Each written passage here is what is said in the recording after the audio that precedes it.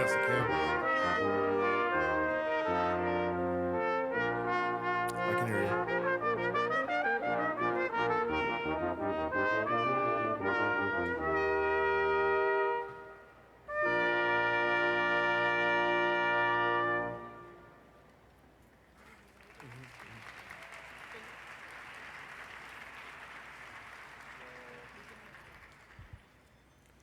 Ladies and gentlemen, welcome to the inauguration of Jonathan Scott Holloway, the 21st president of Rutgers, the State University of New Jersey. Please stand for the processional and remain standing at the conclusion of the processional.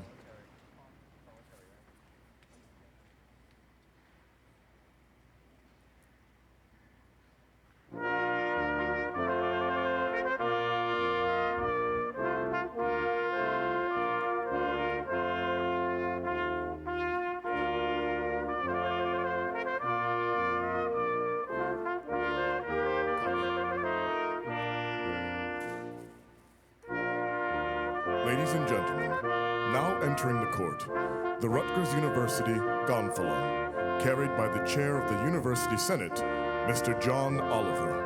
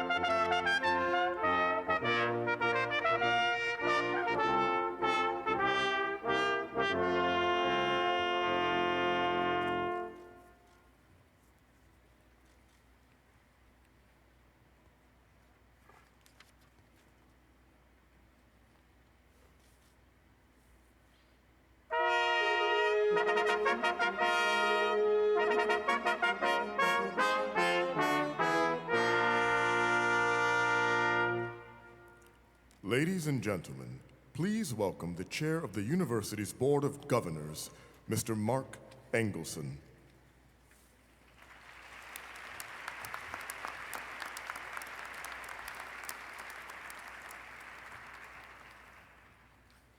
Thank you. Good afternoon, and welcome to the inauguration, the investiture of Dr. Jonathan Scott Holloway as the 21st president of Rutgers University.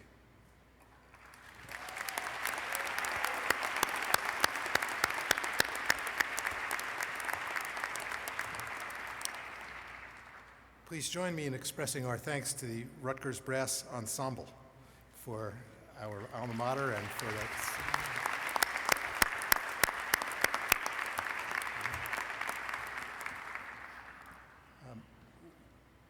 We have with us today members of the university's governing boards, faculty, staff, student body, and alumni community.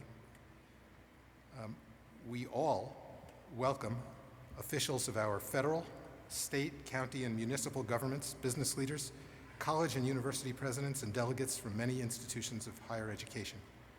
What a wonderful thing to have all of us together to inaugurate Jonathan Scott Holloway.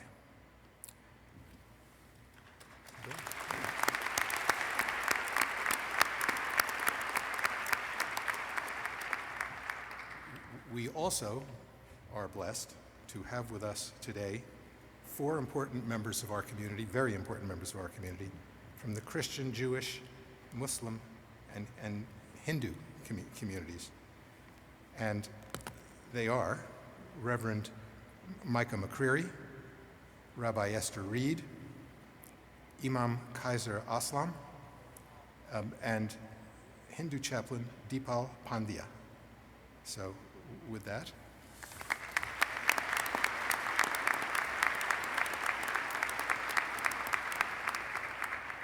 Please welcome Reverend Micah McCreary, President, Rutgers Theological Seminary.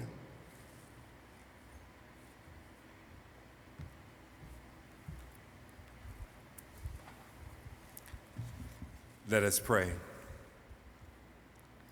God of all that is good, you who has blessed us, made your face to shine upon us, and is gracious to us. Bless this occasion. Bless the president as he is inaugurated. Bless all who are here. In the name of all that is holy, we pray. Amen. Please welcome Rabbi Esther Reed, Interim Executive Director, Rutgers Hello.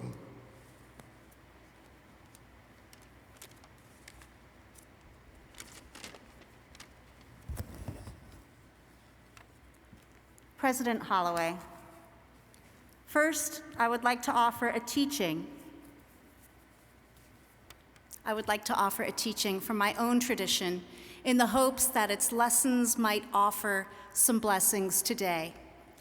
The ancient Jewish compendium of Jewish wisdom, Pirkei Avot, Ethics of Our Ancestors, teaches, Ezehu chacham halomed mikol adam, who is wise?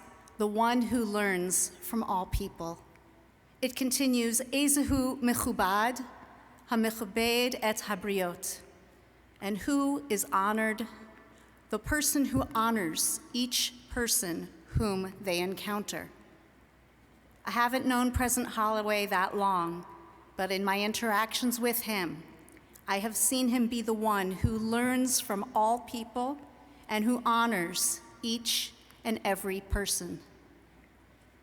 President Holloway, you have come to us firm in the belief that building a beloved community within and beyond Rutgers is the key to our success in addressing the compelling challenges of our times. As you work to build these connections here at Rutgers, in the cities of New Brunswick, Newark, and Camden, our state, and in our wider world, May bold vision, wise counsel, and generosity of spirit guide your service. And may you be blessed with the patience, discernment, and humility to bring this university into an era of continued prosperity and deepened community. President Holloway, may your new endeavors be a source of goodness for you and for your family, and may we all be kept in health and happiness. With your tenure, may we all progress from strength to strength. As Jews around the world this morning chanted from Psalm 118 as part of the service marking the new moon, Zeh hayom asa Adonai nagila v'nismecha bo. This is the day the Holy One has made. Let us exalt and rejoice on it, and let us say, Amen. Please welcome Imam Kaisar Azlum, Muslim chaplain, Center for Islamic Life at Rutgers.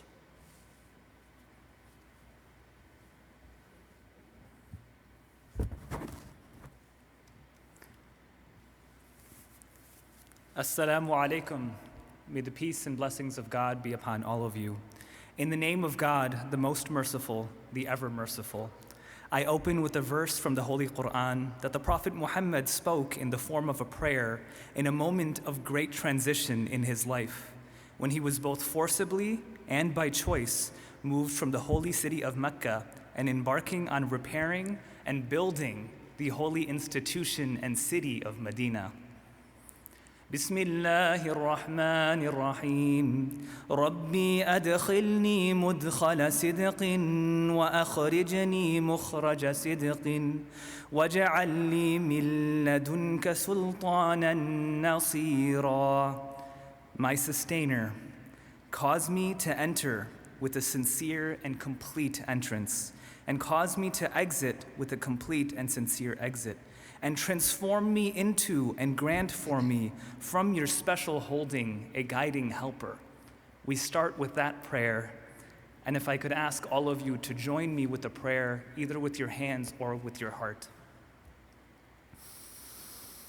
Dear Lord, our sustainer, our originator, and our eventual destination, we gather before you today on a great day, a historic day, and as some would call it, a day that came later than it should have. But we know that you are the best of planners, and things only unfold as you planned for them to. Our sustainer, our guide, you are ever present, never unaware. Infinitely able, we are your servants in your loving care. Guide us to pure convictions, then inspire us the courage to match those convictions. We pray to be motivated by love, not fear, benevolence, not greed, unity, not division, diversity, not uniformity. And we commit ourselves to not betraying our prayers with actions that contradict them. Let us be for truth, no matter who or for it is against, and justice, no matter who or for it is against, and hope, no matter what obstacles lie ahead. Let us not be overcome by the darkness of evil, nor the slumber of indifference that sometimes turn human beings into hashtags and neighbors into enemies. Let us be the light that we seek from you. Guide the deliberations of our new president, President Holloway. Guide him, his family, and our entire community to just decisions, and guide our institution to be an abode of learning, understanding, and reconciliation. May we honor one another, glorify you together in all forms, and inspire the world to be better. We know, dear God, that trials can be a sign of your love. Let the trials that our 21st president has already been through be a testament of your love, and give him the ability to always be loving through all the trials in his path, and send for him those that can love and support him in his and our moments of need. Let us be the beloved community we know you have given us the ability of creating and maintaining, and keep us forever in the service of all that is good, and keep us committed to causing, acknowledging, and supporting good trouble. We pray for this and so much more, knowing that you hear the prayers of our tongues, but most importantly, knowing that you hear the prayer of our hearts. In your name, Ameen, Ya Rabbil Alameen. Please welcome Hindu chaplain Deepal Pandya, Rutgers University. Namaste, greetings, dear President Holloway, Honorable Governor Phil Murphy, distinguished guests, and my fellow brothers and sisters of the Rutgers community. I bow to the eternal divinity within you that is gleaming with light, wisdom, and abundance of joy. Today marks a new year in Hindu calendar, a very auspicious day, and with that, I'd like to wish all of you happy Diwali. I'm humbled to be here amongst you and like to ask you all to join with me in a universal prayer of transcendence from ancient Hindu text. It goes, Om Asatoma Satagamaya, Om Tamsoma Jyotirgamaya, Om Mrityormam Amritam Gamaya, Om Shanti, Shanti, Shanti. Lead us from ignorance to knowledge, lead us from darkness to light, lead us from mortality into the landscape of immortality. This prayer encourages us to let go of our own ignorance, inhibitions that blocks our vision and precludes us from seeing the ultimate truth, that is, that we're all one in spirit, and that there's no room for inequality. All the names and forms we have wrongly identified are false perception of ourselves. Om, peace, peace, peace. I want to echo the words of our Honorable Governor. As goes Rutgers, so does New Jersey. I say unto you, let us elevate our minds and our hearts by taking refuge in higher self so that we can contribute more to our individual role, whether it's faculty, staff, or students, to make our Rutgers community greater. Greatest of discoveries have happened with power of intuition.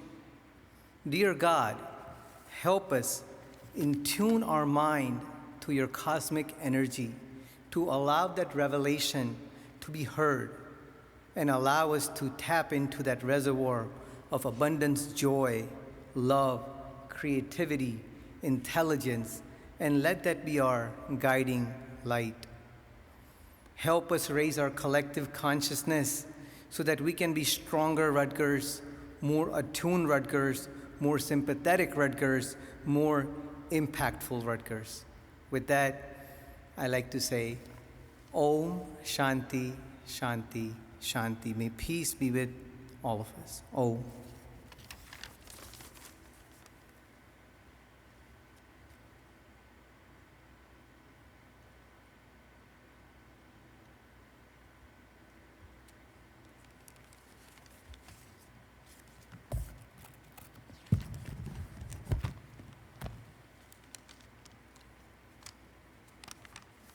Thank you, religious leaders, for those wonderful remarks. In these interesting times, and at all times, we need all the blessings we can get. Thank you, members. Please be seated. Thank you, members of the Presidential Search Committee, for your work between the summer of 2019 and the winter of 2020. Thank you, Vice Chair Bill Best. Thank you, Vice Chair Professor Deborah Gray White. You want to know what excellence looks like? It looks like the incomparable Deborah Gray White. Thank you, Jude McLean, for stewarding us through that process. And thank you, Barbara Lee, I hope you're watching, for everything that you did to help bring Jonathan Holloway to Rutgers. Thank you, Tony Calcato and Joyce Hendricks, for arranging the remarkable tour of the New Brunswick and Piscataway campuses that Jonathan and Aisling took more or less 2 years ago today. Thank you, Kim Pastva, for yesterday and for today and for always. Today is a signature day in the history of Rutgers University, but it's a signature day that's different from other signature days that we've had in the past. It's different from the day, for example, that we hired Selman Waxman to come to Rutgers, to the faculty, not knowing that he would, here on this campus, a stone's throw from here, do research that led to the cure of tuberculosis and to the identification of streptomycin and neomycin, and to his bringing us our first Nobel Prize. Different from the signature day when Ruth Bader Ginsburg was hired at the law faculty in Newark, later, as you all know, to go to the Supreme Court of the United States. Different from the day when Milton Friedman was hired for the economics faculty without anyone knowing that he would win the Nobel Prize in economics here. The day that Paul Robeson was admitted to Rutgers was a signature day, but we didn't know it. We didn't know that he would grow up to be Paul Robeson. With a university that's 255 years old and an academic powerhouse, one has the privilege of looking back. Today we have the privilege of knowing that it's a signature day, because Jonathan Scott Holloway, who could have gone to be president of any university anywhere, blessed us yet again by choosing to come to Rutgers.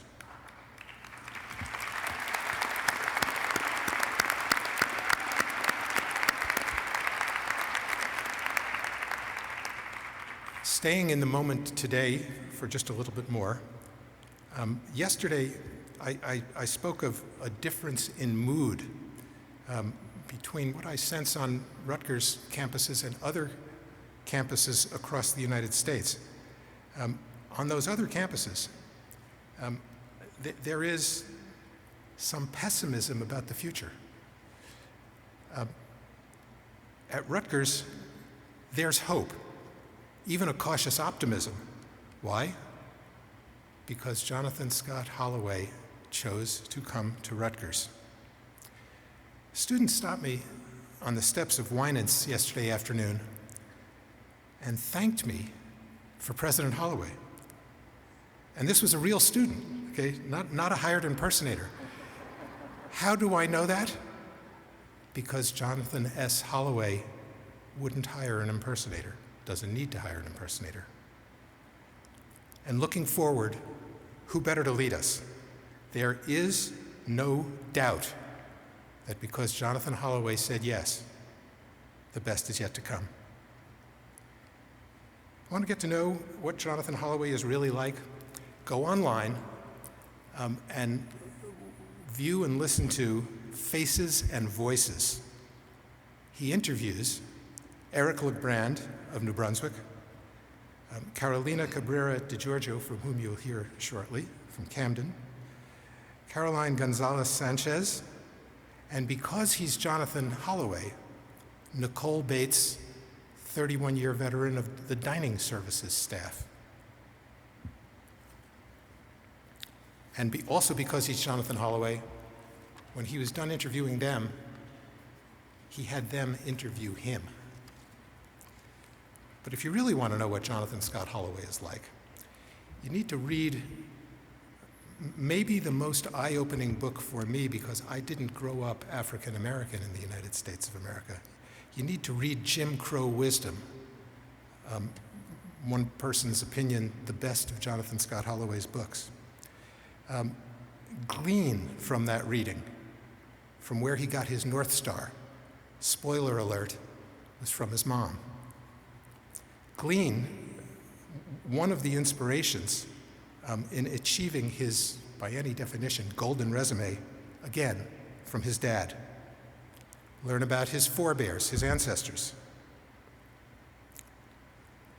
learn about why he was raised to use the bathroom before taking a car trip because of his dad's concern of what would happen if they stopped along the way in the wrong place.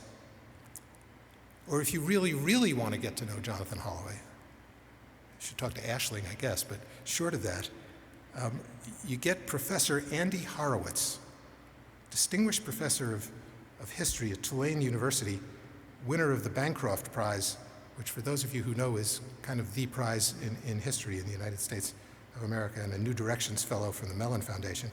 A dear friend of Jonathan's from when Andy was a former student at Yale and Jonathan was on the faculty there. Get Andy to tell you what happened to Jonathan when he was driving to Andy's wedding in the wrong part of Louisiana and was pulled over by the police. Aisling Cologne, thank you yet again for saying yes. We did, in fact, get 2 for the price of 1. Jonathan Scott Holloway, thank you for your commitment to the beloved community, for your commitment to excellence, for your commitment to students, and thank you for the good trouble that I'm absolutely certain is yet to come. Ladies and gentlemen, this is what excellence looks like. Jonathan Scott Holloway.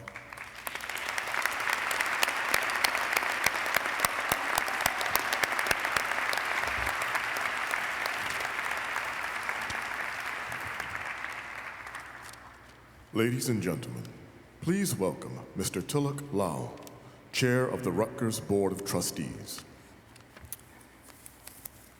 Thank you.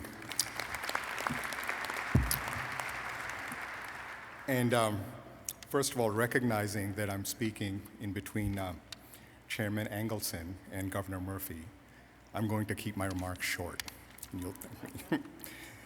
First of all, on behalf of the Rutgers University Board of Trustees, I want to welcome the honored guests in attendance and everyone witnessing this moment in Rutgers history on live stream. And for a university that's older than the country itself, to inaugurate its 21st president, only its 21st president, and one who comes to us with such distinguished accomplishments, this is indeed an historic moment. More importantly, I want to formally welcome President Holloway and his wonderful family to the Rutgers family. And we didn't make it easy on President Holloway, having him take the helm during the depths of the pandemic in a completely virtual environment, not just here, across the world. But those of you who are as fortunate as I am to know Jonathan, and those of you who have worked with him, know him to be resilient, decisive, and singularly focused on one thing: our students. And in the president's short time here, he has taken this university from the depths of the pandemic through the bold and decisive steps that were needed to reclaim Rutgers as an in-person place of learning for our students, and to do so safely. Admittedly, the work is not done yet. And by the way, other universities have followed our lead. Another early indicator of President Holloway's North Star, and Mark, I'm going to borrow that term, I love that term.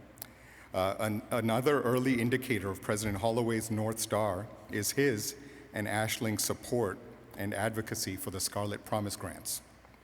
For those of you who don't know about the Scarlet Promise Grants, they are a wonderful philanthropic program to support Rutgers students in financial need whose needs aren't met by federal financial aid. The Holloways have vigorously advocated for and generously supported these programs. These are clear indicators of President Holloway's guiding light, and as a university, we take on and are a reflection of President Holloway's aspirations. A bold and confident university, unafraid of facing unprecedented challenges facing higher education, and all with a singular focus on our students. Thank you very much.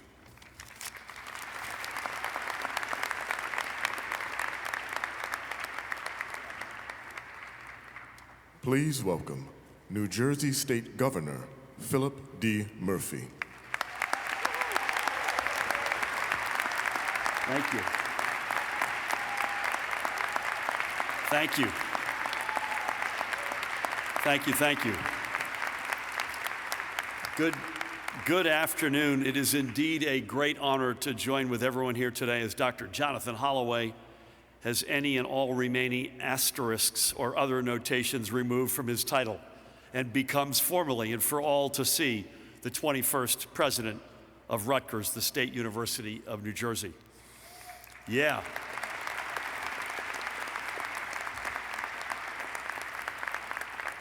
Plus, we all get to wear these badass Rutgers masks. I first connected with President Holloway prior to his arrival on the banks of the old Raritan early last year. These early calls and meetings took place under the darkening skies of the pandemic. This has been a time that has called for steady leadership, a focus on science and facts, and empathy and compassion. And in each, President Holloway has proven himself a capable leader who has put the health and safety of the entire Rutgers community as his very top priority. And for that, I express my deepest personal thanks and appreciation. In those early conversations, in between our discussions of responding to the pandemic, I expressed my hope that we would be able to have a truly collaborative relationship. Now, roughly a year and a half into your tenure, Jonathan, those early hopes are being more than met. We have been together for numerous groundbreakings and other announcements, each beneficial to both Rutgers and our state. And as the Hindu chaplain said, when New Jersey succeeds, Rutgers succeeds, and when Rutgers succeeds, New Jersey succeeds. Rutgers, the name, has a storied place not just in our state's history, but in our culture. Let's be honest, it's hard to drive anywhere in our state without seeing a large red R emblazoned on the back of a car, right? I love it. When our kids were young, they thought it was a brand of a car. True story. Meanwhile, Rutgers, the institution, has a growing reputation on the world stage. This is a university leading in all manners of research, with graduates who go on to excel and lead in science and medicine, in business and education, in law and engineering, in entertainment and the arts, to name just a few. And I am especially proud that a Rutgers graduate is the woman behind the global sensation that is the @NJGov Twitter account, too. Yeah, let's hear it from Megan Coyne. This is nothing less than as Mark said, a transformational time in our nation and in our state. And right now, the ultimate direction this change will push us is in some doubt. We need leadership committed to pulling us in the right direction. Leadership that works to bring us together, to learn from each other instead of pushing each other further apart. Leadership committed to not just teaching history, all of our history, by the way, but also learning from this history, all while recognizing that our best days are yet to come. The role of a university is not to mint graduates and donating alumni, though the second thing is certainly a good one to have. No, the role of a university is to ensure that each class and generation that leaves its campus is not just better prepared to succeed in the jobs and the economy of tomorrow than the ones which preceded it, but better prepared for the responsibilities of citizenship. And the role of a university president is to bring this vision to life. President Holloway stated his commitment to this vision here at Rutgers, and the past year and a half already bears plenty of proof of this commitment. And with past as prologue, I know Rutgers, the State University of New Jersey, is in very good hands. President Holloway, congratulations and formally welcome to New Jersey.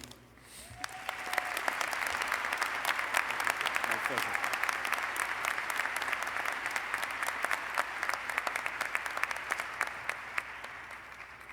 Representing the students of Rutgers University, please welcome Miss Susan Badia.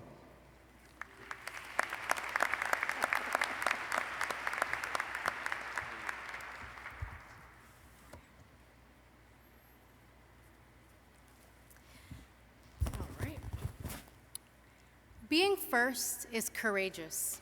It is powerful, euphoric, and quite frankly, life-changing. I am the first and only daughter of Dominican immigrants, a first-generation college student whose first language is Spanish, and I am now the first woman in my family to make it onto Wall Street. And truly,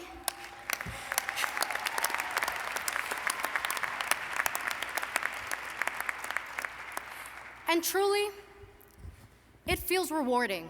It feels rewarding to be a trailblazer, to be someone that can illuminate paths for others to follow and make their own. And that is what Rutgers University has done for me. In fact, that is what President Holloway has done for me. And it's all that to say, he is the first president to make student aid a fundraising priority. Last year, he kickstarted a program, a $10 million program, for the Scholarly Promise Grants program, a need-based financial aid program that allows students to close the gap between federal and state sources and what Rutgers families can afford. I am one of those students. I am a Scarlet Grant Promise recipient. And it is because of that program, because of people like President Holloway and others, that for the first times in my college career, I feel seen. I feel cared for. I feel important. And it's all that to say that I matter. It's not about raising money, it's about so much more than that. It's about closing gaps, addressing economic diversity and diversity of circumstance, and allowing thousands of students to gain access to a world-class Rutgers education. It is about allowing us to confidently own our legendary name as the State University of New Jersey. And that is why I stand before you today. Because President Holloway is accomplishing so many firsts as well, and putting meaningful purpose to every action taken. We all have our individual firsts, and that's what makes us unique human beings. So it begs the question, how many of those firsts are changing lives? How many of those firsts are creating access and opportunities? There are many ambitious students out there making their marks, being legendary, being first.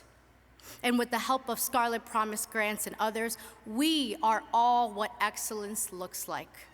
And I couldn't be prouder to say that on the banks of the old Raritan. Thank you.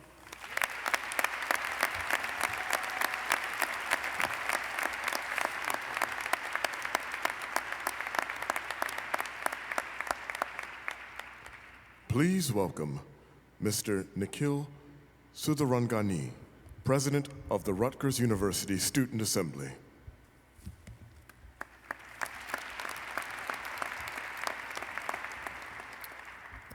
Hello, everybody. I'd like to start by thanking President Holloway and the committee for the invitation to speak here tonight. It's an incredible honor. When I was a first-year student, I had no idea what to make of Rutgers.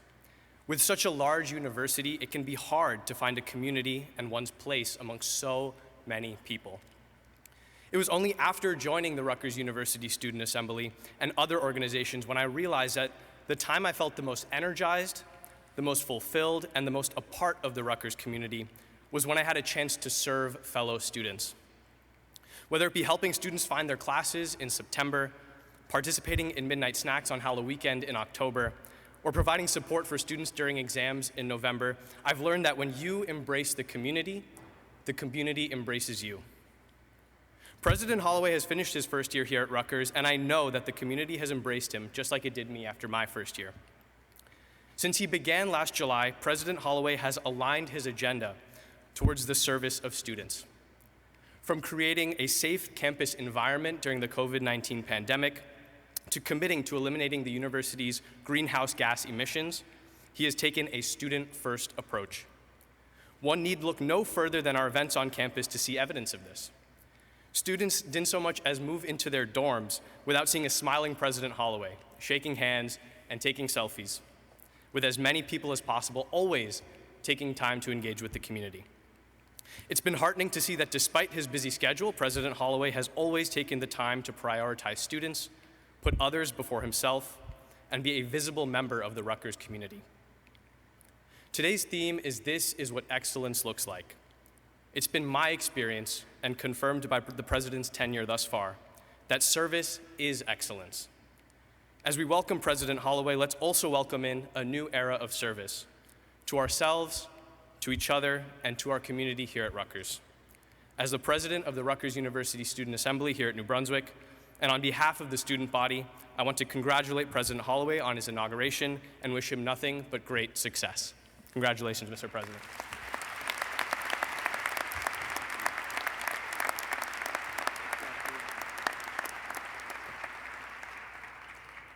On behalf of Rutgers alumni, please welcome Ms. Carolina Cabrera Di Giorgio, alumni of Rutgers University, Camden. Hello, Rutgers. I hail from Pennsylvania. Don't hold it against me. I am so thrilled to be here with all of you today to celebrate Dr. Holloway. And I wanted to talk to you about hiring leaders. I know firsthand how difficult it is to hire a leader. We've got resumes, we've got references, we even go as far as psychological exams and personality surveys to make sure that all our hard work, as I'm sure the Board of Trustees would agree, turns into the leader that we expected. So it's been a year since President Holloway has started. And how do we really know he's the right man for the job? It's seemingly working out, a leader leading through crisis in one of the most critical industries of our nation. Impeccable credentials, I Googled him. His books even have 5-star ratings on Amazon. I ordered one. Well, I had the pleasure of getting to know Dr. Holloway during the Faces and Voices interview series. And I asked him about the challenges of our nation, the role of higher education, our youth, and of unity. He responded by first reframing my word choice of challenges, to which he said, these are opportunities. He spoke about his vision of a beloved community, an ecosystem not just of academic excellence, but of lifelong learning, about each of us and our own complexities, about how our successes are tied to our past experiences and are shaped by the President. And as we connected through our journeys, and he asked me about my time as a corporate attorney and now leading one of Philadelphia's largest social services serving people of color, a familiar feeling crept in, the feeling of belonging. It was the same feeling that I felt for 7 years as I attended Rutgers Honors College in Camden and Rutgers Law School. And I dare say that feeling belonging is excellence. It is not any leader who can simultaneously promote inclusion while challenging you and your mind to dare to think differently, to be bold when needed. That's how I knew Dr. Holloway was the right man for the job. Dr. Holloway, at the end of our interview, you said to me you were proud to know me. And I couldn't be more thrilled to say it back to you today on this stage. I am proud to know you. I am proud to wave the Rutgers flag as an alumni. God bless you, good luck, and best wishes.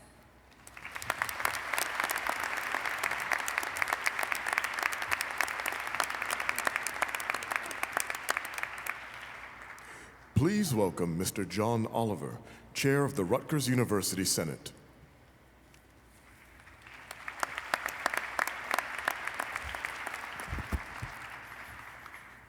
It is my singular honor and privilege to be here today at this inauguration of President Jonathan Scott Holloway on behalf of the Rutgers University Senate. From the day I met President Holloway in January 2020, before his presidency, he began his first words, I know we're going to work a lot together. President Holloway, you have kept your word every day and valued shared governance, been a partner to the Senate, heard our thoughts, answered our questions, and embraced our communities. I've seen your distinguished scholarship, read many of your speeches, and watched your interaction with university senators and how you communicate with all the Rutgers communities. I see how devoted you are to listening to faculty, staff, students, alumni, and PTLs, and how you take the time to acknowledge their issues and how you work tirelessly on all of our behalf. While writing this, I reflected on your leadership, and I thought of the words of Ralph Ellison, 20th century scholar, best known for his book, Invisible Man. Ellison said in part, "I am invisible, understand, simply because people refuse to see me. When they approach me, they see only my surroundings, themselves, or figments of their imagination. Indeed, everything and anything except me." Your humanity, President Holloway, is not invisible to us, and we have come to see that no one is invisible to you. I've seen that in all you do and in everything you say. You see the beloved community in all of us. You value us and you lift us up. I know your presidency began with that fundamental premise and will continue that way unabated.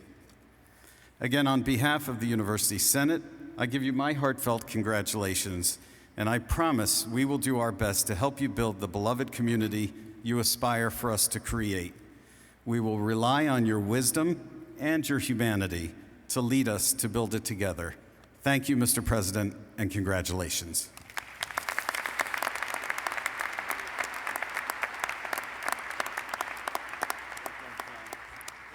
On behalf of Rutgers University, New Brunswick, please welcome Dr. Erica Armstrong Dunbar, Charles and Mary Beard Distinguished Professor of History.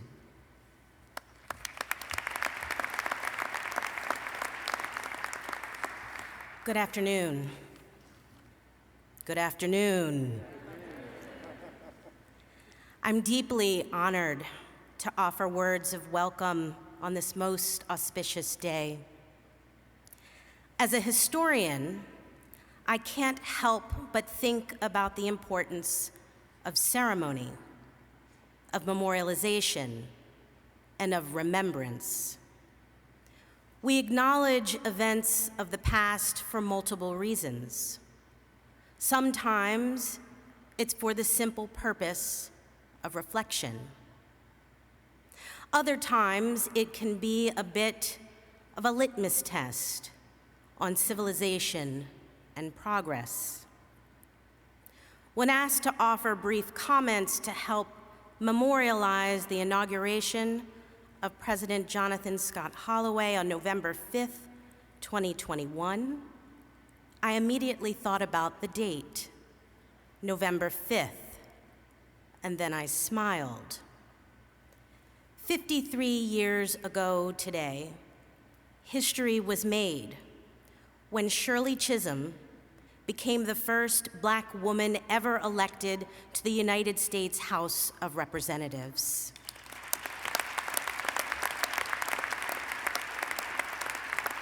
It was a moment that marked many things for both Chisholm and the nation.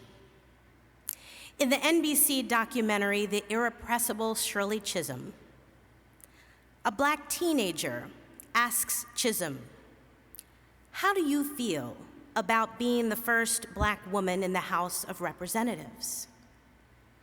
Chisholm's response, "I have mixed feelings. First of all, I'm very glad to have been able to make history in this country by being the first Black woman. And boys and girls, as far as I'm concerned, actually, it's overdue. So I don't get terribly excited about it." While Congresswoman Chisholm proclaimed not to be excited about her historic win, it was a pivotal moment for American politics. On that day in 1968, Chisholm's victory was a reminder about the promise of possibility, and she became a new version of what excellence looked like. In many ways, we are gathered here today with a similar feeling, similar optimism, similar excitement about the future. Today's inauguration of President Holloway, a distinguished historian of African American life and culture, a respected writer and teacher, is another promise of possibility, representing a new Rutgers and yes, a reminder of what excellence looks like. Congratulations, President Holloway.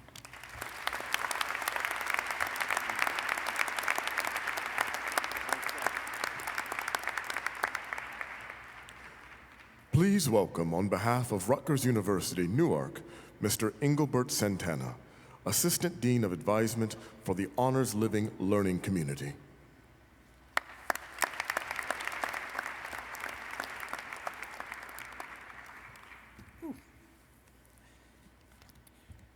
Greetings, saludo, welcome.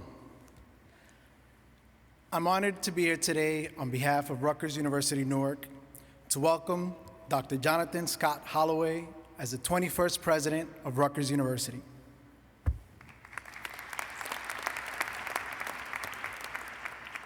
If excellence is a journey, a pursuit of what's possible, with the selection of Dr. Holloway, Rutgers University is affirming its commitment to pursuing what's possible, not only for our beloved community, but for the state of New Jersey and beyond.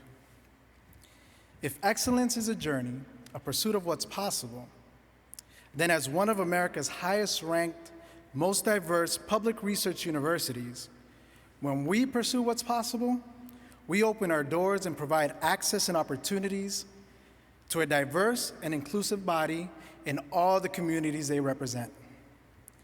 When we pursue what's possible, Rutgers challenges outdated metrics utilized to measure talent and knowledge and actively seeks, cultivates, and learns from the untapped talent within our midst.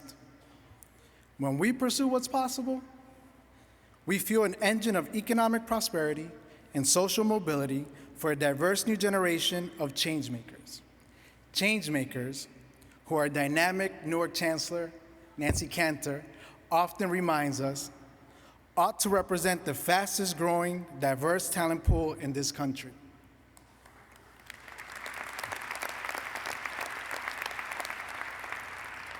When we pursue what's possible, a first-generation US-born Dominican and first-generation college graduate can stand at this dais as a Rutgers double alum to proudly welcome Rutgers University's first African-American president.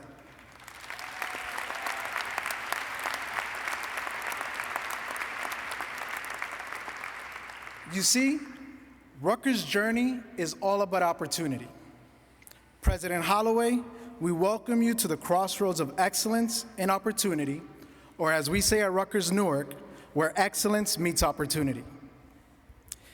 This is what excellence looks like.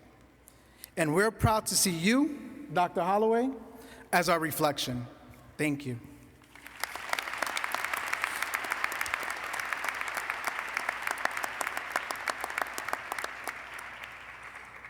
On behalf of Rutgers University, Camden, please welcome Dr.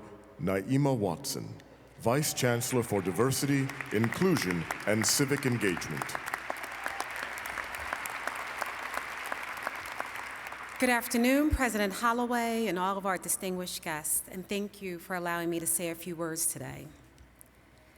I grew up in the city of Camden, number 9 of 11 children, in a house where my parents fostered hundreds of children. For my mother and father, excellence was education. While my parents were not able to complete their primary education and did not understand the world of higher education, excellence to them looked like their daughter being the first in their family to attend college. As an undergraduate student at Rutgers University, Camden, I quickly learned that there were seemingly limitless learning experiences for me. But what was equally important, if not more important at the time, were the numerous people who saw excellence in me when I did not see it in myself, and helped me take advantage of all of those opportunities. Later, as a doctoral student at Rutgers Camden, excellence was manifested among the faculty who were participating in path-defining research, faculty who taught me and trained me to seek justice, because justice is excellence. Now, as the Vice Chancellor of Diversity and Inclusion and Civic Engagement, I see excellence in the shining faces and in the enthusiasm of all of our students, predominantly first-generation students, many who are historically underrepresented. But all are bright, ambitious, and eager to lead. For Rutgers, access is excellence. I see their joy in being able to embrace the transformative experience of a Rutgers education in South Jersey. I see these students from Vineland and Woodbury, from Atlantic City and Sicklerville, from Burlington and Carneys Point, and yes, from Camden, the city that I am proud to still call my home. So I know what excellence looks like. It looks like each and every one of us who are part of this beloved community that we call Rutgers. And all we see in those many facets of excellence reflected and amplified in our new president, Jonathan Holloway, a leader who is giving voice and giving shape to Rutgers as a beloved community at every location, for every person, in every space. Right now at Rutgers Camden, our campus community is watching this ceremony and celebrating this auspicious moment in the long history of Rutgers. And I hope that I am representing them well when I say, President Holloway, Rutgers Camden stands with you enthusiastically. Thank you.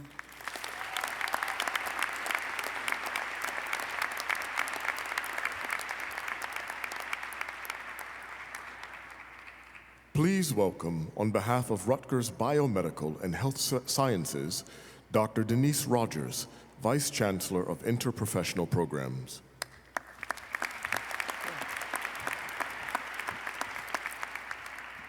On July 1st, 2013, I became a member of the Rutgers community when 7 of the 8 schools of the University of the Medicine and Dentistry of New Jersey were integrated into Rutgers and RBHS was formed. With most of the integration groundwork behind us, we are now poised to embark on a new and exciting level of innovation, research, education, and patient care under the leadership of our new president. Since arriving at Rutgers last year, President Holloway has made clear his unwavering commitment to excellence. He's particularly committed to excellence in education and research, and for those of us at RBHS, he is committed to excellence in patient care as well. What Dr. Holloway has also made evident is that we cannot achieve true excellence at Rutgers without a deep and abiding commitment to diversity, equity, and inclusion. In the clinical realm at RBHS, this means that we must heighten our commitment to eliminating health disparities in health outcomes based on race, ethnicity, and socioeconomic status. For the university as a whole, we are reminded that a diversity of people and ideas fosters creativity and innovation. A commitment to DEI under President Holloway's leadership also means embracing a culture of beloved community, a community where physical and psychological safety are paramount, a community that facilitates respectful, thoughtful, and civil dialogues across difference. These commitments extend beyond the walls of our institution. Under President Holloway's leadership, we seek to transform our relationship with the communities that house our campuses. We seek to create a culture that understands and values the assets and expertise that exist in many communities. Community-focused initiatives provide important learning opportunities for our students. They allow for community-based participatory research, and they spark community campus partnerships that address many of the most intractable adverse social determinants of health in our state and in our nation. It is my privilege and pleasure to be a part of the Rutgers community, particularly now under the leadership of our new president. Thank you.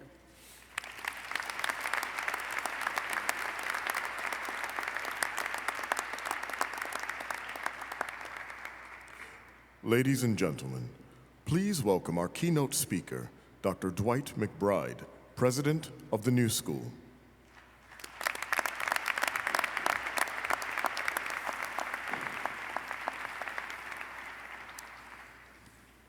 Mr. Chairman, Governor Murphy, members of the Rutgers Board of Governors and Board of Trustees, distinguished platform party members, faculty, students, staff, and guests, good afternoon.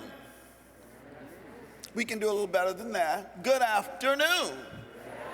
That's right, it's a party, so it's time to call and respond a little this morning. I bring you greetings from the new school in New York City, where I'm president and university professor. Now, to say that it is an honor to be here today to mark this momentous occasion, both for my dear friend Jonathan Holloway and for Rutgers, would be an understatement of epic proportions. So I begin with the only sentiment that could possibly be appropriate for what many of us are feeling today. Wow. Wow. Yes.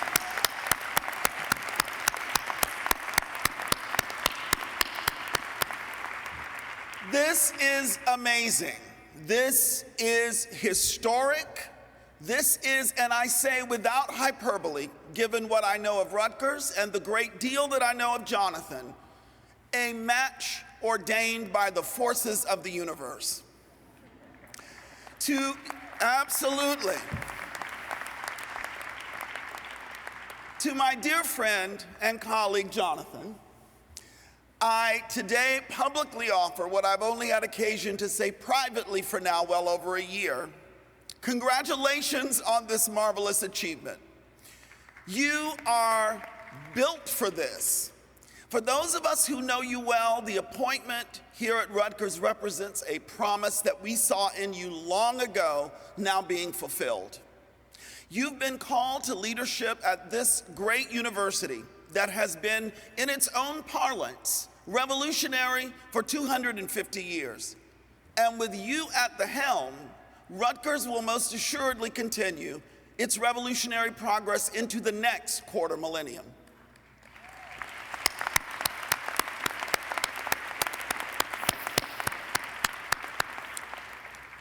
Now, these are tough times for higher education as a sector. Public confidence in higher education is perilously in doubt. As the Chronicle of Higher Education reported in early March, between 2013 and 2019, the percentage of adults who agreed that college was very important declined to 51% from 70%. Government investments in higher education have been in steady decline for decades. And the public, more and more, have come to think of seeking a degree as a personal privilege rather than a societal good. This has given rise to the increasing cost of education being passed on to students and to families, and further highlights questions of affordability and equity and access to a college education.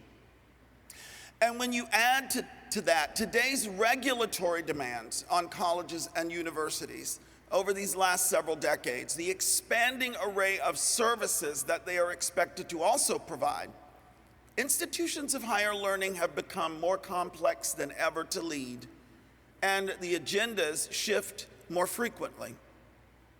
As a result, the American Council on Education found in 2017 that college presidents served an average of only 6.5 years in these positions, compared to 7-year average in 2011 and an 8.5-year average in 2006.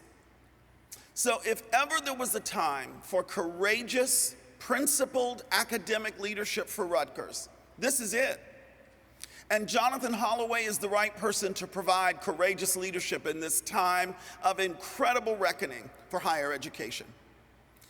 Now, you all have heard much about the academic and professional biography of Jonathan, but for good order and the record, I hope that you will allow me to tell you something of Jonathan the scholar, the visionary leader, and most importantly, the friend.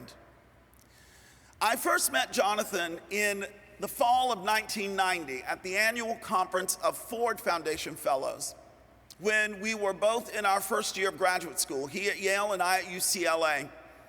And we've been friends ever since. I recall from that conference a keynote address at that year's meeting, which was delivered by the late A. Leon Higginbotham.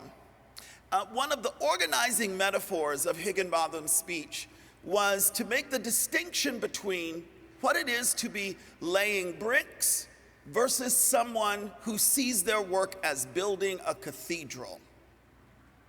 Now, needless to say, that enjoinder to remember the cathedral quickly became shorthand between me and Jonathan for the need to see the bigger picture when one of us was becoming mired or a bit overwhelmed by the day-to-day work and needed some encouragement.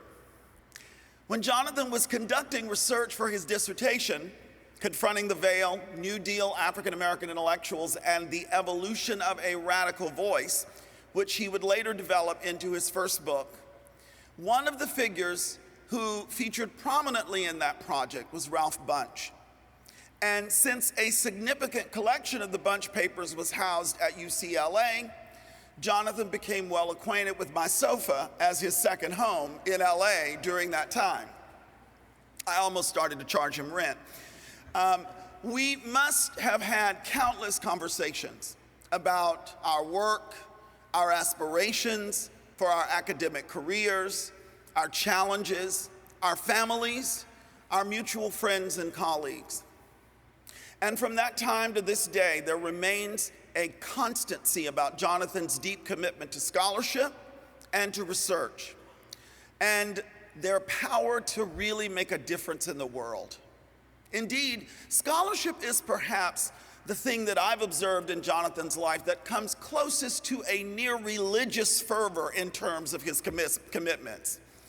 Jonathan is an academic's academic, old school in terms of his deep commitment, but radically open to new ideas and new forms of scholarly inquiry. And throughout his career as an academic leader, much to the envy of many of us, he has managed to maintain a strong scholarly voice in the fields and the disciplines that are core to his work. African American studies, US history, and American studies, to name just a few of the obvious ones. Even in a cursory perusal of Jonathan's body of scholarly work tells a story of a committed intellectual, engaging history in ways that not only examine our past, but that also speak to our present. In 2009, he published Confronting the Veil, Abram Harris Jr., E. Franklin Frazier, and Ralph Bunche, 1919 to 1941. The title, of course, references Du Bois's work and the problem of the color line, and the book investigates how the effects of racialized thinking both impacted and limited the work of these early Black radical intellectuals. In 2007, Black Scholars on the Line, Race, Social Science, and American Thought in the 20th Century was published, which builds on that earlier work and demonstrates the broader impact of race on the development of American social science by highlighting the contributions of those who were both students and objects of a segregated society.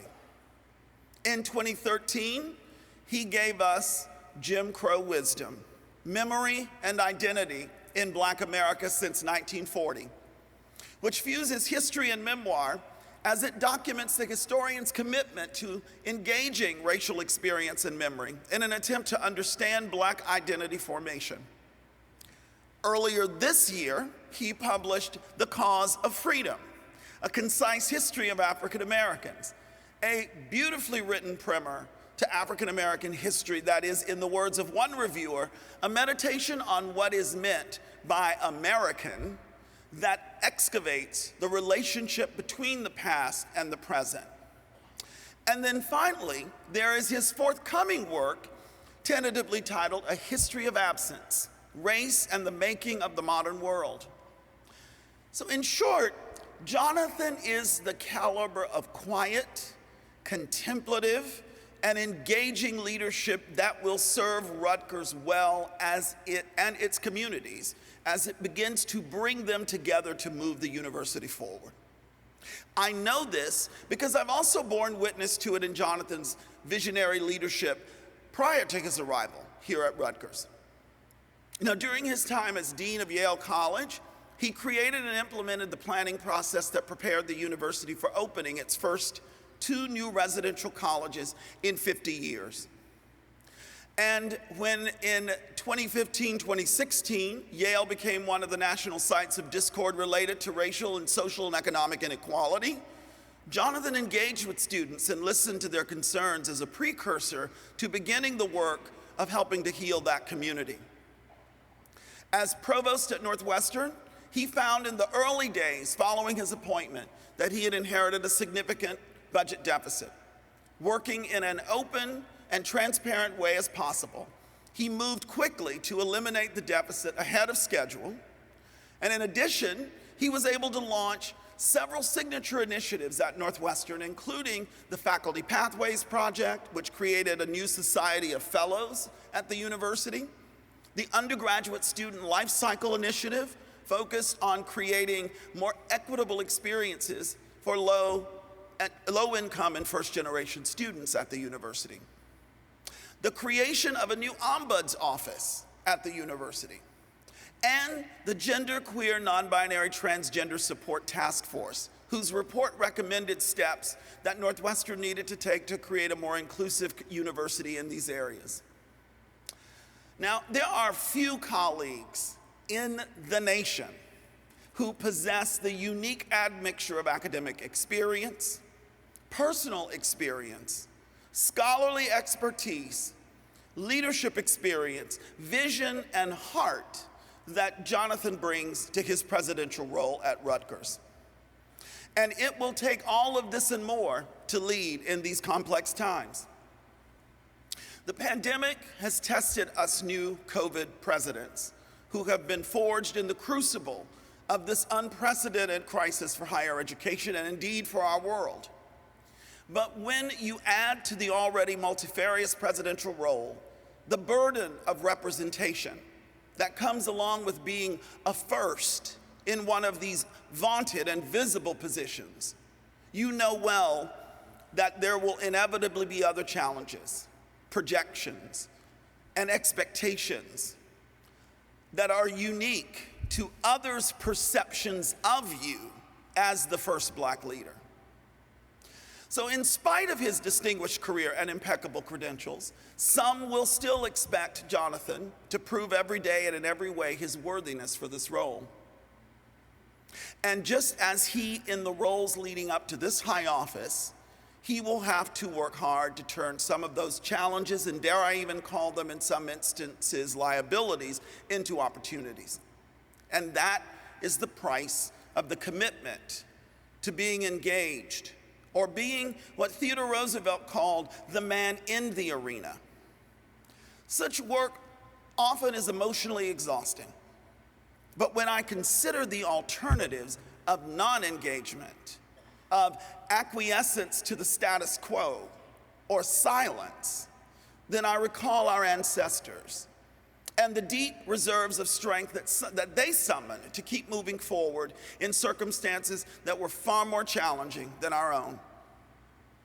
Successful Black leaders are not those who are blind to the trials of Black leadership, but rather those who are open-eyed in their recognition of these unique challenges, of what must be negotiated as part of the job if there is reasonable expectation for success. And Rutgers community, you should know that in Jonathan, you have a colleague who is beloved across this country by those in his disciplines, among distinguished academic leaders, among an impressive roster of family and friends and colleagues who are all committed to his success, and therefore to Rutgers' success.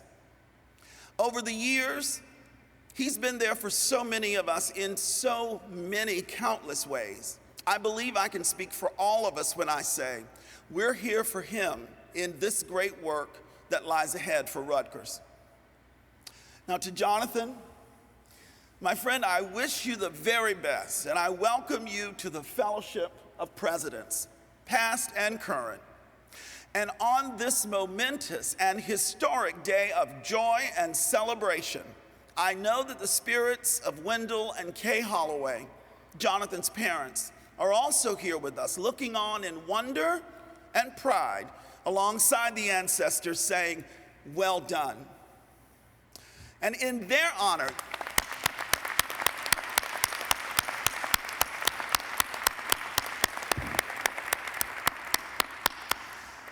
And in their honor, and in honor of Jonathan Scott Holloway, the first African American to lead Rutgers, I ask that all of you please stand and join me, for those who know the words, in the singing of the first verse of the Black National Anthem, composed 1900, respectively by brothers J. Rosalyn Johnson and James Weldon Johnson.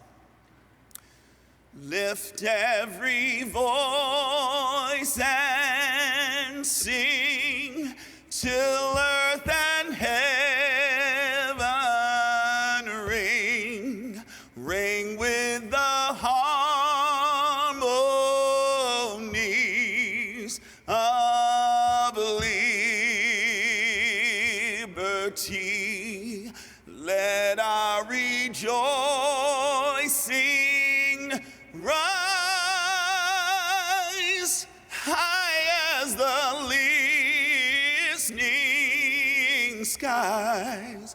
Let it resound loud as the rolling sea.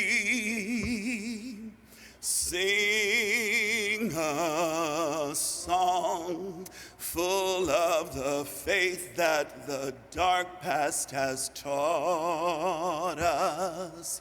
Sing a song full of the hope that the present has brought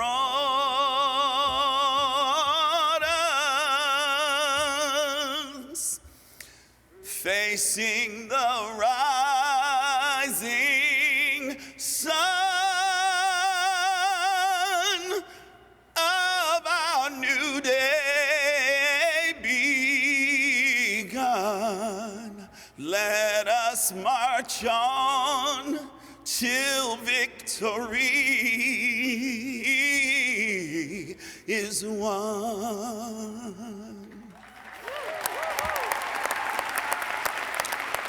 Thank you, and congratulations, my dear brother.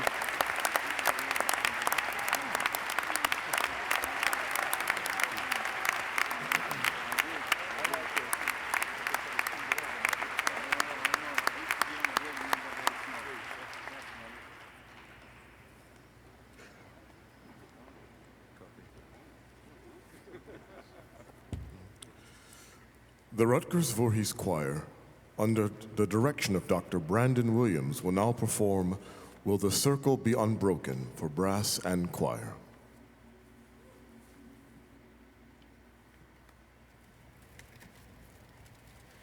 Away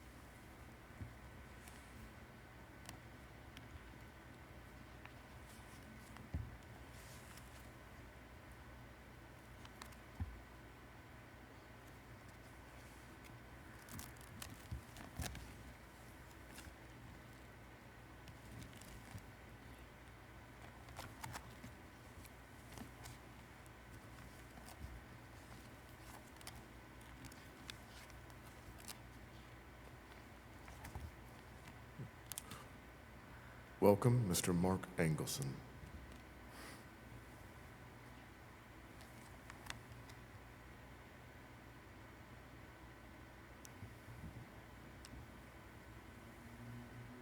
Mr. Wall, President Holloway, would you please approach the podium?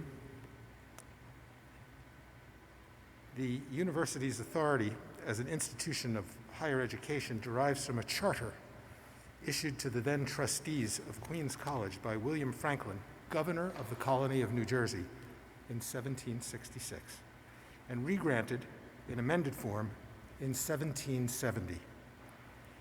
In 1825, the name of the institution was changed to Rutgers College in honor of the Revolutionary War leader, businessman, benefactor, Colonel Henry Rutgers.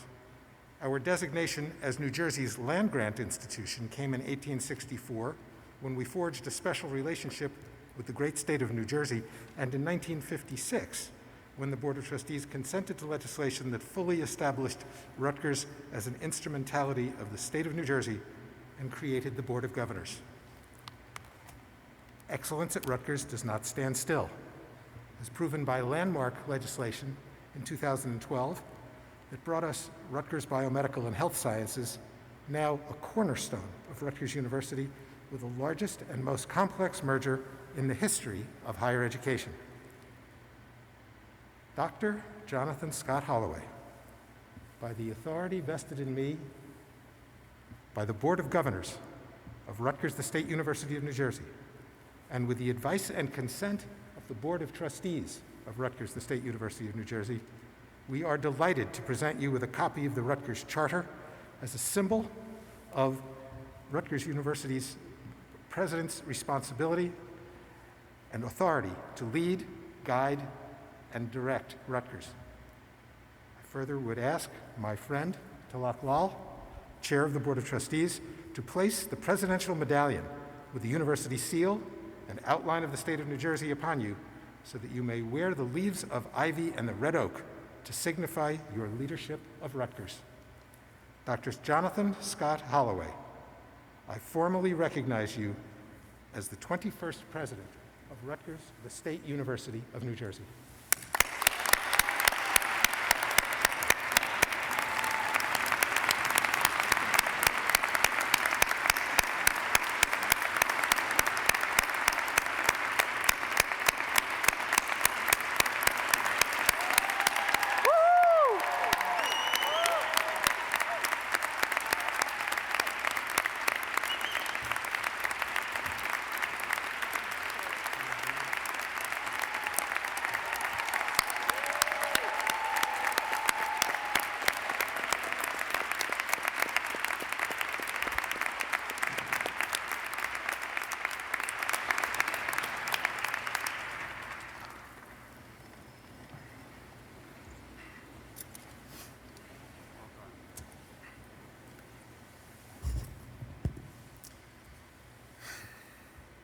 It is a great honor to stand before you today. As I've learned over the course of my 18 months in the office, this honor does not come freely, nor does it come without its difficulties. It has been, to be politic, a challenge to step into this office in the middle of a global pandemic and in an age of profound social reckoning. And yet I stand before you gladly.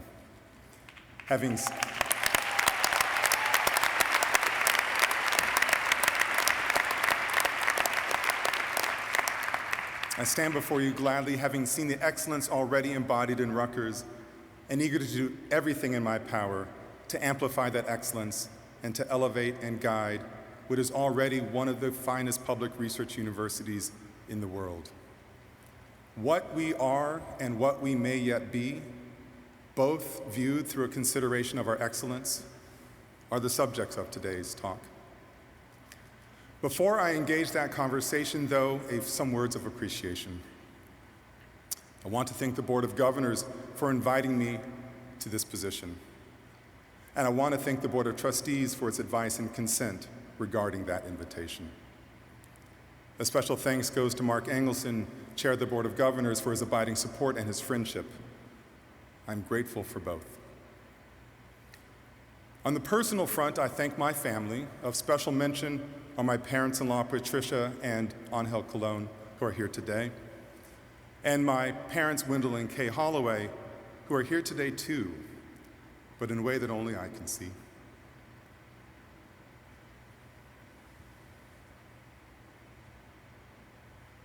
Thank my children, Emerson and Ellison,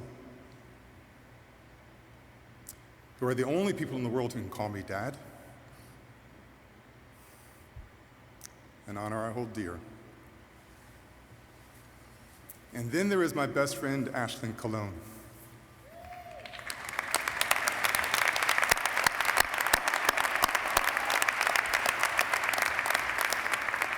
The words have not yet been invented that accurately describe what I owe her and what she means to me.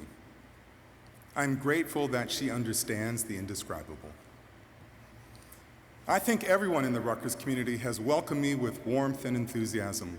Faculty, staff, students, university leadership, alumni, and local, state, and federal officials. I offer a special thanks to everyone who made today possible, the inaugural steering committee and subcommittees, the Office of the Secretary, the Rutgers Foundation staff, the dining service and facility workers, delivery drivers, RUPD, and volunteers. Without diminishing my appreciation of the foregoing, there are some people whose names must be spoken for their contributions to my personal and professional life. Those who have kept me and my family safe, sound, and fed. Irma Olvera, Kurt Benson, Ross Jones, Bryant Myers, Russ Scortino, Boris, Susan DeMeo, Peter Imranyi, Peter Blake, Munya Suhir, Bahija Shafai, Victor Beckley, Willis Bradford, Timothy Jackson, Tunde Otumbaloye, and Roy Sutton. Those who have kept me, yes.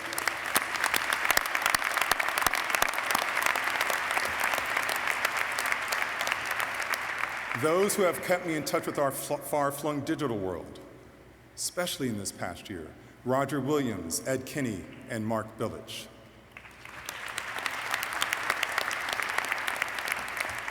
Those who have helped me tell Rutgers' story, Eber Peck, Larry McAllister, Nick Romanenko, Deb Andriano, Neil Bennett, Randy Congre, Lisa Intrabatola, Kevin Lawrence, John Munson, Holland Paley, Carissa Sestito, Phil Schwartzman, Jillian Yarsnovich, and Ted Yassi.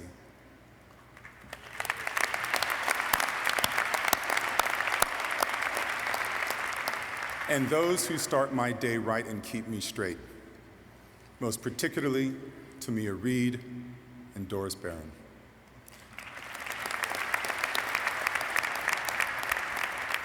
This list is not comprehensive, and I apologize to those I failed to mention, but I wanted to call attention to people whose contributions often go unrecognized, and yet whose work is vital to the entire enterprise.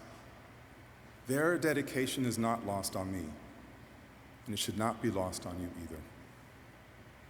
When I think about the work of this place and the people whose labor shapes it, I am drawn back to my first months of graduate school, when, as you know, I had the opportunity to hear A. Leon Higginbotham give a keynote address. We did not coordinate this, I promise. To give him a keynote address at the meeting of the Ford Foundation Fellows. Higginbotham, a major civil rights advocate, had just been appointed Chief Judge of the United States Court of Appeals for the Third Circuit, and he held us in thrall as he documented the decades of civil rights legal work that eventually desegregated public education and opened the doors through which everyone in his audience had entered. The audience, it is important to know, comprised 250 current and former fellows, graduate students, postdocs, and faculty, all from underrepresented groups who were supported by the Ford Foundation. Whether we already knew the legal history that Higginbotham presented or not, there were two things about his speech that were particularly memorable. The first was the metaphor that he used to frame his story. He likened the quest for racial justice and education to the building of a cathedral. In this way, it was the kind of work that would take generations to realize. And as such, it was a project whose earliest laborers would never see to completion. The work continued, though, because there was a powerful faith at the final goal that grand cathedral would serve as a beacon to all who cared about justice and equity and enlightenment. That was the first of two abiding memories from that speech. The second was far more dramatic. As Higginbotham neared the conclusion of his speech, as his baritone rose toward a rhetorical flourish, an earthquake hit. The room, already silent, somehow became quieter before spasms of anxiety started to course through the audience. Higginbotham, a true professional, calmed the crowd immediately with his humor by saying, "I knew I was good, but not that good." We would find out later that we were only a few miles from the quake's epicenter, and that we were fortunate to be in a new building that was designed for just this sort of event. That was all reassuring, but at the evening's reception, we could not help but wonder what would have happened if we had been meeting in a building that wasn't up to code, or if the earthquake was stronger.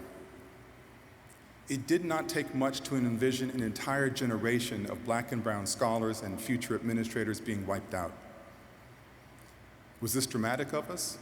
Of course it was. Was it an unrealistic statement? Well, had that building collapsed, I wouldn't be here. Dwight McBride, the president of the new school, wouldn't be here. Raul Ramos, former head of the Faculty Senate at the University of Houston, wouldn't be here, and so on. 31 years of scholarship, teaching, advising, and mentoring would be gone. Yes, Higginbotham was right. The work of changing higher education was a decades-long project, and that work continues. But one thing that those of us in the audience failed to understand until that earthquake hit is that while a cathedral may be built of the most durable materials, it requires constant maintenance and is in fact quite fragile. I believe in looking at the work before us as akin to the building of that metaphorical cathedral. I believe that as we go about our daily work, we must always honor those who came before us, who also worked on this structure, and whose names may be lost to history. I believe that we must remain vigilant, aware that at any moment something could come along that could stress the walls, that could compromise the roof, or that could crack the foundation. When I think about this moment in our national culture and the state of higher education, it occurs to me that threats to the cathedral are coming from many different directions and all at once. We hear too often reports about higher education's failures, its high costs, its irrelevance to a changing marketplace, its left-wing liberal agenda. The nihilism that is endemic to our socially mediated narratives has now taken root in our imagination. Our daily news cycles have left us with a national rhetoric about politics, knowledge, citizenship, and service that seems to take delight in mocking efforts to shore up institutions, to pursue ideas, to disagree civilly, to serve the common good, and to share in our wealth. I despair at this state of affairs. But instead of seeing colleges and universities as a manifestation of all that is wrong in our society, I see them as all that can be right, as long as we are committed to doing the work of building and maintaining the cathedral. Just consider what colleges and universities are providing on a daily basis. We are training tomorrow's workforces. We are preserving the world's cultural heritages. We are addressing the most difficult societal challenges through research, advocacy, and the education of future leaders. We are community builders and connectors. We are anchor institutions, large employers, and summer camps. We are the hometown team, the local hospital, and community event spaces. We are not perfect structures, and we never will be. In this way, we are the manifestations of the humanity that has gone into our edifices. But from where I stand, we are the best hope for a better tomorrow. And while I believe that applies to higher education in general, here I'm talking specifically about Rutgers. I know that there are skeptics who take delight in pointing out all the ways in which Rutgers doesn't execute perfectly. wish I could say the skeptics are always wrong, but they aren't. Rutgers remains a work in progress, and like any cathedral, is never truly finished. But in my administration, I will continue to call upon our better spirits and present a new narrative about this university, one that points to the abundant excellence that is already here and the excellence that it can attain if we find ways to believe in ourselves. Yes, we may not complete the cathedral, but we will be steadfast in attending to the work that will ensure that Rutgers is and will continue to be a sight to behold, a beacon that others will admire and to which others will look as they engage in their efforts to build a better world. What is this work? It can be articulated in many different ways, but I will focus on three: access, research, and service. Many times in the past year, I have said that as the preeminent public university in the northeastern United States, we embody the democratic possibilities of this country. If you consider the demographic complexity of the university, and if you understand the transformative potential of a Rutgers education as a vehicle for social mobility, you can't help but see the importance of the school to the state, the region, and the nation. The Scarlet Promise Grant Program is illustrative. This program provides need-based aid to Rutgers undergraduates and emergency temporary relief to those facing unexpected hardship. These grants are often the only thing standing between a student and the possibility of attending Rutgers, or in the case of emergencies, remaining at and graduating from Rutgers. Put another way, the Scarlet Promise grants are a means of allowing those from the most modest backgrounds the opportunity to lift themselves to a place where they can write the terms of their future. When I began my presidency, I called attention to the Scarlet Promise Grant Program, the brainchild of the Board of Trustees, and asked Rutgers' extended community to demonstrate its support through a focused campaign that would raise $10 million to support students. Over 3,600 donors responded, with gifts ranging from $5 to $1 million, and we met that goal.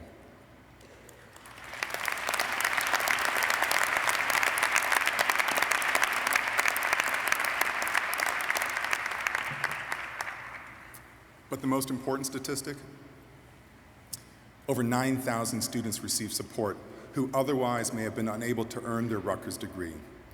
This is a beloved community in action.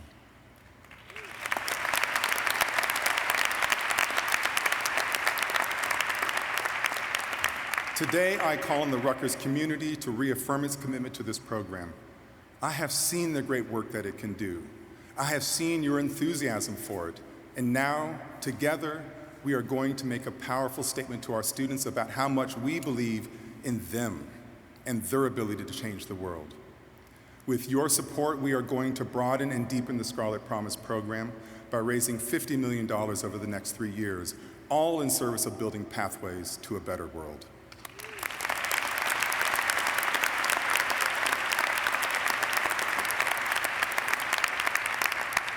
While Scarlet Promise grant recipients are starting their journey, Rutgers researchers are securing grants that have and will continue to change the world.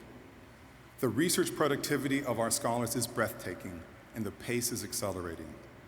Just this last year, our researchers secured over $900 million in program awards from the federal government, the state of New Jersey, corporate partners, foundations, and associations. And what were these awards for? Among many others, improving access to COVID-19 testing for underserved and vulnerable communities in New Jersey, a research hub focused on large-scale coastline science, grants to help students and teachers improve STEM learning, research traineeships for those working on socially cognizant robotics, and Institute for the Study of Global Racial Justice. Taken together, these programs are about finding solutions to problems that impinge upon our daily quality of life, and if unchecked, will radically diminish the security of our futures. This is research in service to the common good. There are many more examples, literally thousands, from which I could pull that highlight the importance of Rutgers' research agenda, but I want to call your attention to one particular project for the way that it represents a forward-looking trajectory for our research enterprise. I'm speaking here about the New Brunswick Innovation and Technology Hub. Last month, I was able to join Governor Murphy as he led the groundbreaking of the hub. Today, it's a hole across from the New Brunswick train station. Soon, it will be an epicenter of innovation. A new site for Rutgers Robert Wood Johnson Medical School, home to cutting-edge laboratories, space for collaborations with our colleagues at Princeton and with business partners, including the 2 largest medical systems in the state, and an incubator for the next generation of scientific advances in New Jersey. Fully realized, the hub will transform and affirm the central value of Rutgers research enterprise to the world. Just as I stand before you, committing that Rutgers will do everything it can to preserve and enhance access, just as I stand before you, committing that Rutgers will continue to grow its research enterprise, I want to take a few moments to talk about another commitment: Rutgers as an institution that is dedicated to service. Earlier this year, I wrote in the New York Times about universal national service as a path to appreciating our differences and restoring civil discourse. I know from the responses I received that while many may be uncertain about a national program, people are aching for some sort of vehicle to improve the quality of our public conversation and culture. Education, of course, is where we start. When we provide a robust and challenging education, to our students, we are laying the foundation for a healthy civil discourse. It often feels, however, that this is not enough. I believe that education paired with public service can do amazing things, and given the events of this past year in our political landscape, I do not think it hyperbolic to say that education paired with public service can save democracy.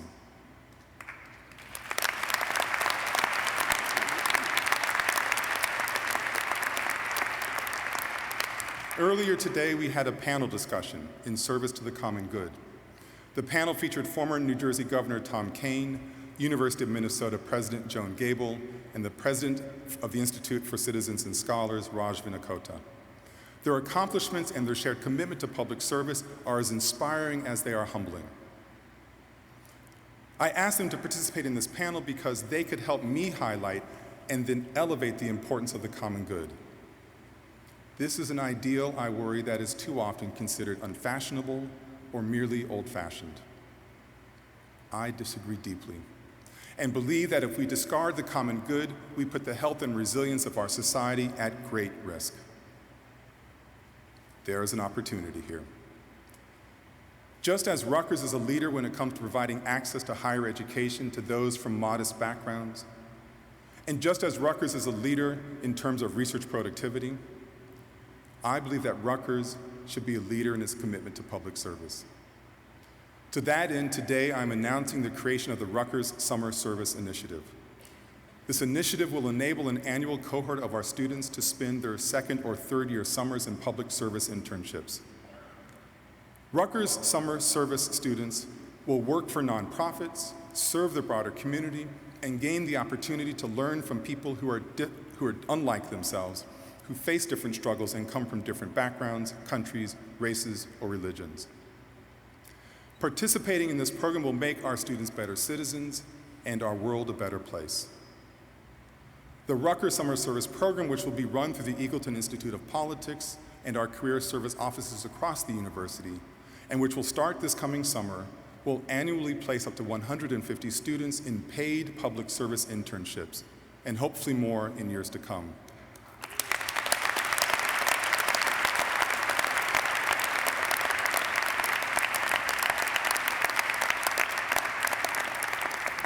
This program will allow students who otherwise could not afford to pursue service opportunities the means to do so. Through this program, we will be giving Rutgers students the chance to support critical social services, to contribute to solutions for our most complex problems, to understand life in America from a different perspective, and to explore how they can strengthen our democracy. If this sounds self-important, so be it. I believe Rutgers for too long has shied away from embracing aspirations worthy of its potential.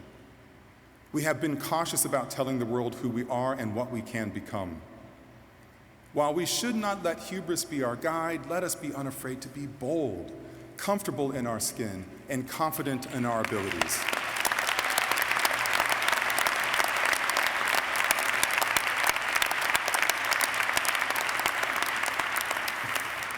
The theme of this inaugural year, Rutgers, This is What Excellence Looks Like, is embodied in this call, and it captures my vision for the university. When I look at Rutgers, I want to see a beloved community in which we recognize the things we hold in common, so that when we disagree, we will do so without denying one another's dignity. This is what excellence looks like. When I look at Rutgers, I want to see a place that inspires boldly to be both the leading engine of world-changing research and a vehicle for social mobility for students across the socioeconomic spectrum. This is what excellence looks like. When I look at Rutgers, I want to see a public university that embraces the call to service as an ethical obligation and inspires that call in every member of the community. This surely is what excellence looks like. A final reflection. Earlier, I spoke about A. Leon Higginbotham and his metaphor that likened the work of changing the face of higher education to the work of building a cathedral. This was labor that took time, perseverance, and attention to detail, and a commitment to reinforcing the building's foundation, as well as its most ornamental elements. Higginbotham offered that insight 31 years ago this fall. I have never forgotten it, and have used his thoughts as a guide throughout my career. But Higginbotham is not the only source of wisdom that has helped me understand this journey. Another key figure is William Johnson Trent. His name is almost certainly unknown to you, but he, like Higginbotham, was committed to the work of improving the life opportunities for those who hailed from modest circumstances, and who often had to navigate a society that said they should not and could not aspire to anything beyond a second-class status. Trent, a sharecropper in his youth, rose to become the president of Livingston College, a private historically black school in Salisbury, North Carolina. He served from 1925 to 1958. When I started my presidency, I received a few letters about Trent and the impact that he had upon students who were at Livingston during his tenure. They spoke about his commitment to the highest ideals, his refusal to accept anything but the best efforts, and his determination to make the world better for his students. Why did I get these letters about the president of a different college from a different era? Why did I get the testimonials about someone I never had the honor to meet? Because William Johnson Trent is my great-grandfather.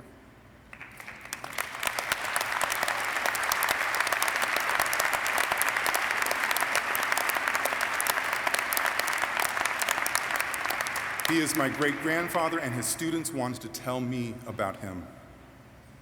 It became clear to me through these attestations that Trent knew that he may not see his work completed in his lifetime, but that the work was good, and it was decent, and it made a difference. As I stand before you today, I want you to know that this is what I bring to Rutgers: a commitment to doing work that is good, that is decent, and that with the support of everyone here will make a difference. And in the end, this too is what excellence looks like. Thank you all very much.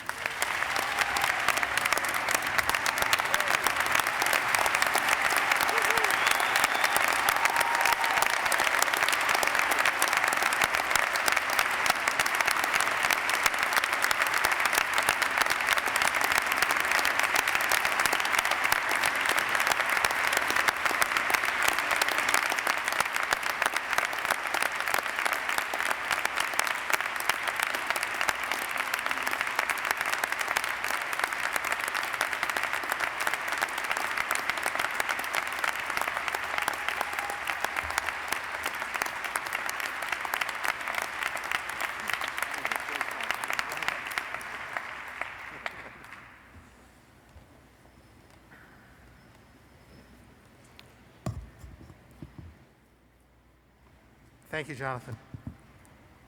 We wholeheartedly welcome you, Aisling, Emerson, Ellison, with open arms to Rutgers. We cannot wait to see what the future holds precisely, under your leadership, but we know that it will include great things. Thank you also to each of you who are here with us today at this wonderful moment in Rutgers' storied history in Jersey Mike's Arena for the first event here.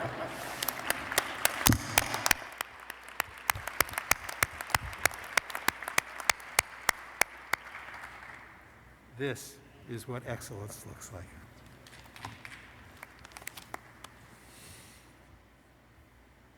And now, please rise and join the members of the Rutgers Glee Club under the direction of Dr. Patrick G. Gardner in singing the Alma Mater. From far and near we came to Rutgers and resolved to learn all that we can. And so we settled down in that noisy college town on the banks of the old Raritan. On the banks of the old Raritan, my friends, where old Rutgers evermore shall stand. For has she not stood since the time of the flood on the banks of the old Raritan? Then sing aloud to Alma Mater and keep the scarlet in the van. For with her motto high, Rutgers' name shall never die on the banks of the old Raritan.